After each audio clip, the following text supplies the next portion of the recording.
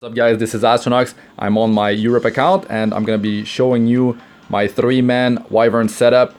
I'm gonna be using Karin with Seaside Bellona first, and then it's gonna be Karin with Sigret, and then Karin with Luluca.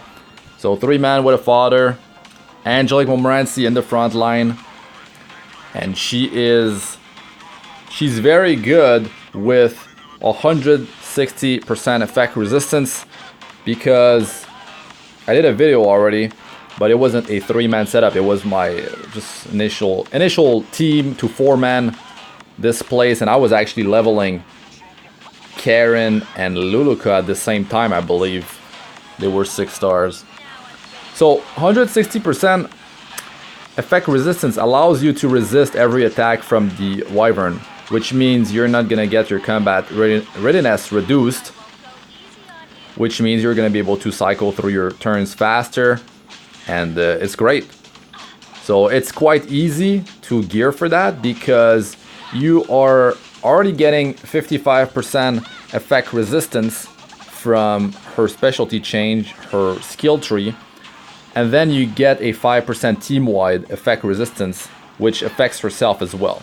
So you only need 100% effect resistance on your gear.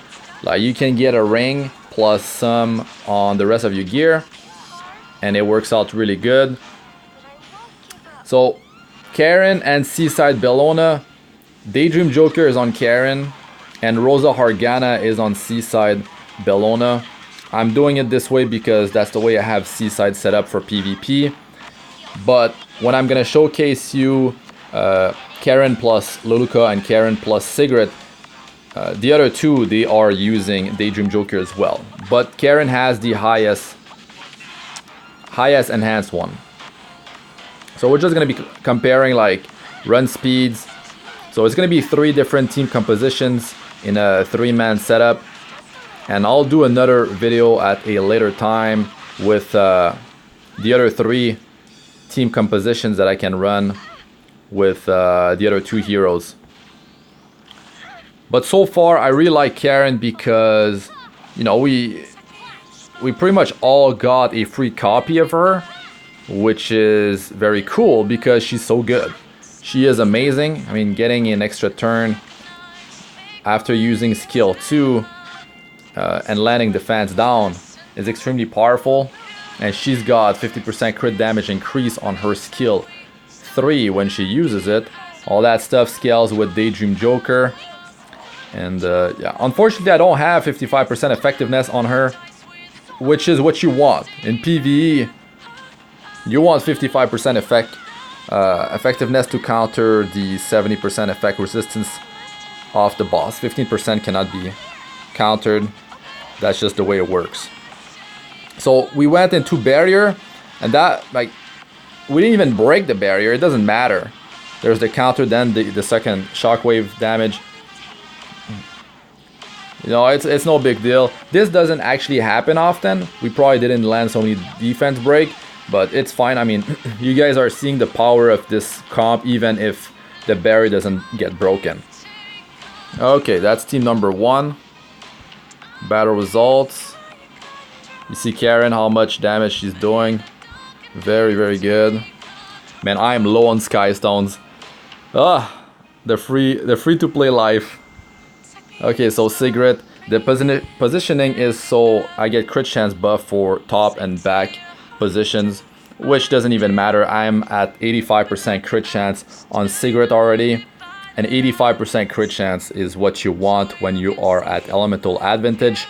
So in this case, it's ice versus fire, so only 85% crit chance is what you need. So if you are getting crit chance from memory imprint, take that into account. If you are using a hero like Furious, which gives you a 50% crit chance buff, then take that into account as well. You know, there's so many different team compositions that you can run. I mean, I could have Furious as my number 3. It could be with Angelic Montmorancy, with Karin, and Furious. Now, in that case, I could build Karin with, you know, 50% crit chance less than what she's got now. So you only need, so it's 35% crit chance plus 50, you're at 85% crit chance, and that's it. her memory imprint. Any memory imprint will not affect the own hero, so you can't rely on that. Sigret, I mean, remember guys, there is no skill ups on all my heroes. There's 0 skill ups. Only Angelic Montmorancy, she's skilled up with the 055. If you don't have skill ups in her, it's fine. It's fine. You know, you can, because I'm using Rod of Amaryllis, but there's an easier way to gear for her, and it's to, you could rely on Water's Origin. You could have lower survival than what I have on my Angelic Montmorancy, and you just need to make sure that the Wyvern is hitting you for 20% of your max HP or more every hit, and you will be healed for 8% back, plus you will get between 15 to 20% combat readiness depending of your artifact level, if it's plus 15 or higher up to plus 30. This was actually very close here. I've seen this scenario actually happen before. I was testing this run before, so this shows you that the amount of survival stats I have is pretty clutch. Now there's a way to increase your survival, and it's by landing 3 debuffs. When you have 3 debuffs on the boss, on the Wyvern, it greatly reduces its damage. So here, you know, that's why you want ice heroes. And if you don't have ice, you're using other elements, the Wyvern's getting 10% combat readiness every time that off element is going. And the Wyvern is getting stronger with time. You know, Sigret, she can do some crazy damage. Imagine with skill ups. And I can get some better gear onto her, higher Daydream Joker. You know, this is like when you fail to break the barrier, the Wyvern is stripping all your buffs, no defense down, but it's fine because this attack penetrates defense. It's initially 30%, and every debuff increases it by 10%, I believe. We can go over her skills at the end. Sigret did amazing in this one actually, because she was able to land that killing blow with her skill 3. So if I have skill ups onto her, she's gonna be able to I believe use it twice in a battle. Maybe that was the 3rd time she used it, but you know, that would allow her to cycle through her stuff faster. And with Luluca now. Oh god, my Sky Stones, no! It's okay, it's gonna be a new week. I'll get my Sky Stones from the Arena Champion League. So that's 800 plus. So Luluca, I mean, these heroes, you can just run this with, I mean, like I said, there's many different team compositions. You could have Crozet in the front line, you could have Ether healing him, and you could have Alexa and Tarnargard. You know, that could be your 4-man initially. And then you could move on to, maybe you pull an Angelica, you can have her in the front line and the healer. And then you can have Alexa and Tarnargard. That would be your 3-man setup. And this is what I'm running on my account number 1. The runs are sub 2 minutes. Sometimes they're around 2 minutes, but I've seen some runs where it takes almost just a minute. Because there's no skill animations, you know, there's no skill animations on Tarnargard and on Alexa, so the runs are much quicker. And I like it, it's just that these 2 heroes, Alexa and Tarnargard, you will not be using them so much in the rest of the game. That's why on this 3rd account on Europe, I'm focusing on building heroes that I can use in other areas of the game. Luluca, she's very powerful in raids, labyrinths, you know. Her camping morale is very high. She's bringing defense buff for your team. She's got defense break on her skill 3, which is an AoE, and she's building her attack up passively every time she uses skill 3. Very, very powerful. And skill 1 is a 50% chance to land a defense break debuff without skill ups. That is huge. So yeah, her attack, you know, with skill 1 and skill 3, like it's going up every time she uses skill 3, which is pretty cool. The longer the battle lasts, the better she does in terms of damage. As you might have noticed, since I'm resisting every attack from the Wyvern, I'm able to benefit from defense buff. If there's a barrier, I can benefit from that. I mean, these things are pretty cool. So you could have 160% effect resistance on your Angelic Montmorancy, which is recommended because if you're using another hero, you won't have that bonus of 60% effect resistance. So you're gonna have to go all the way and build 160% effect resistance on your gear, which is kind of too much. Better to do it on Angelic Montmorancy because her healing output is amazing. So yeah, but you can definitely do this without Rod of Amaryllis. You know, I have her built fast. I have her built she's at almost at 200% effect resistance for PvP. So if you do reduce her speed, if you do make her, you know, more squishy and wear Water's Origin, you don't need that much speed because you'll be getting, you know, a bunch of combat readiness every time you get hit. It's gonna be ridiculous. I actually want to test it out eventually, but since now I'm using her in PvP and so many different areas of the game, I cannot permit myself to do it.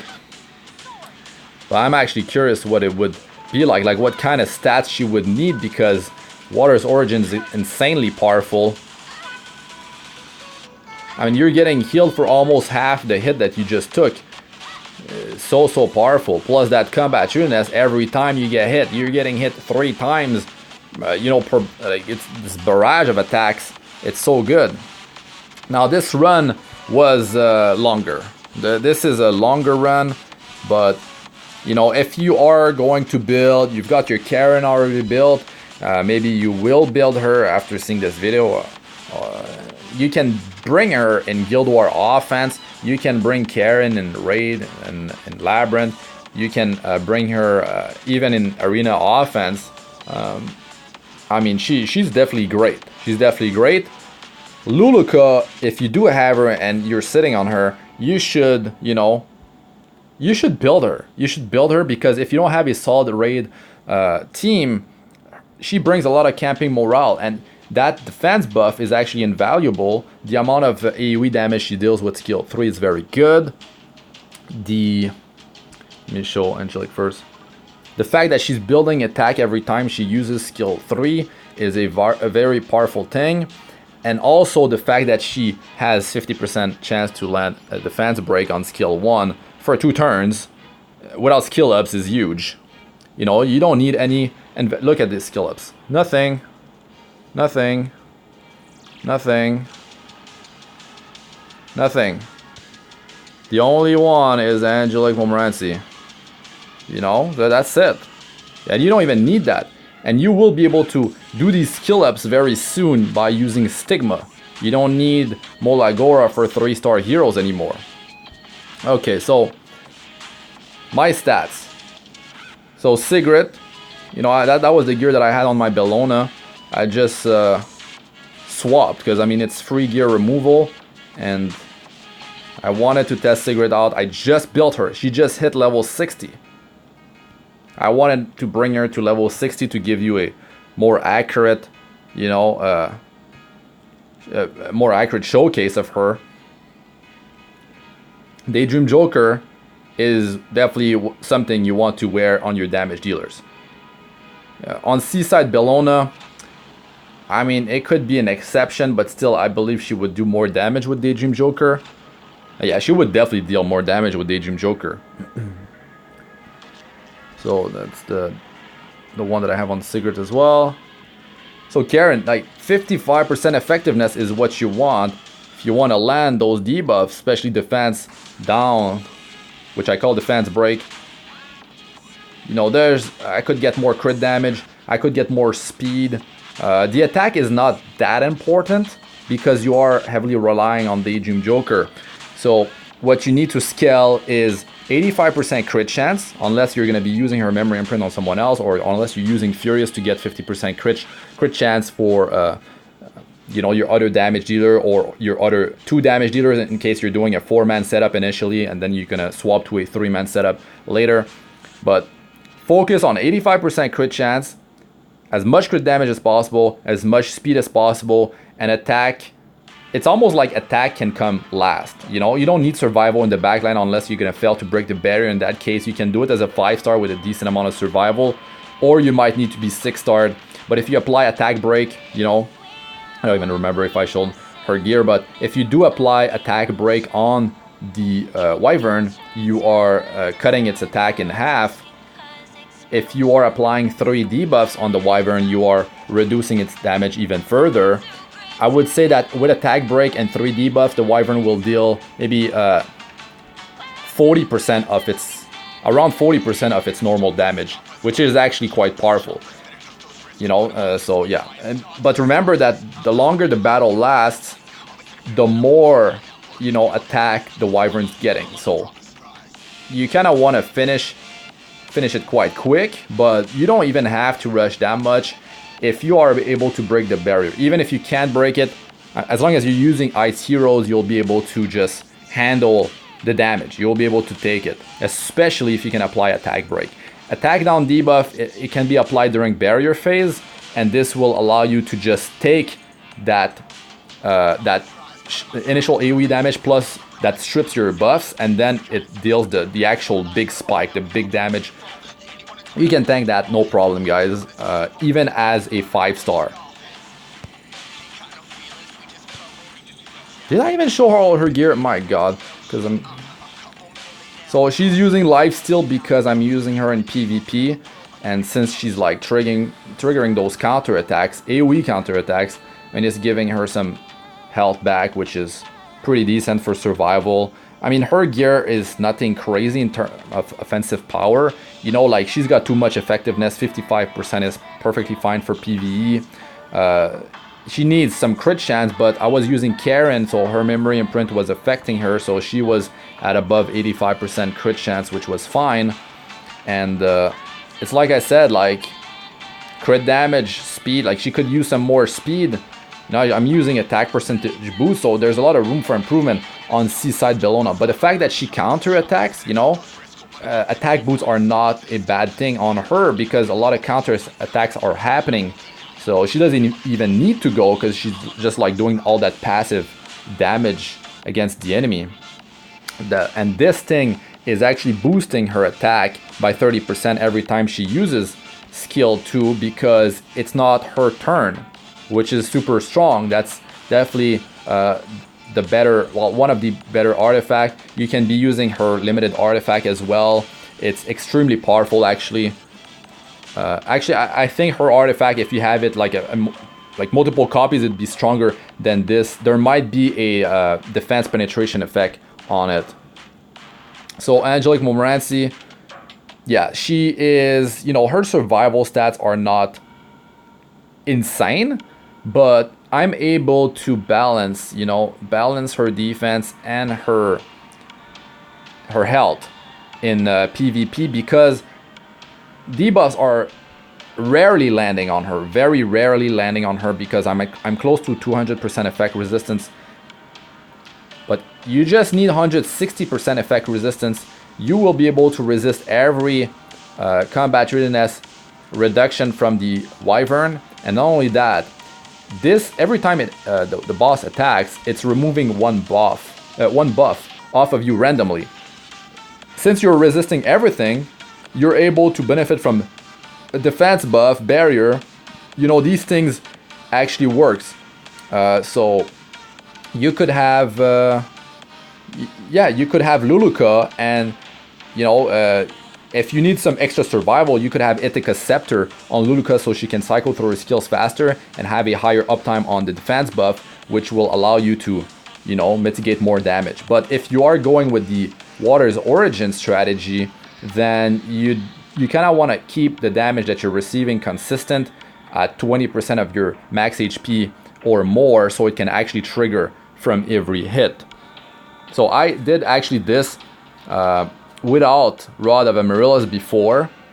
You know, I don't even remember what I was using, but it wasn't Rod of Amaryllis. I was using Water's Origin, which wasn't even triggering because my survival is a bit too high. So what you would need to do would be to have less defense than me if you want to take, you know, 20% of your HP. You have to lower like your health and your defense a bit more than me, so you can actually take 20% or more in damage. And you're going to be getting so much combat readiness, so you don't even have to worry about speed that much. Don't have to worry about it. Let's open this here. So Water's Origin, you will be getting 15% combat readiness when the artifact is at plus 15, up to 20% when it's maxed out. But let's say you just have one copy, I mean, you're getting 8% of your HP back. So if you're able to hit that sweet spot where you're taking between, let's say, 20 to like 25% of your health and damage, that'd be perfect. Now, if you are taking critical hits, because it can happen from the Wyvern, then you'll lose a bigger chunk of your HP. But still, the fact that you're going to be able to just get so many more turns because of all that combat readiness that you're getting for free, and you're resisting all the combat readiness reduction from the boss, will allow you to just like tank that thing, that boss, no problem, with lower stats than this.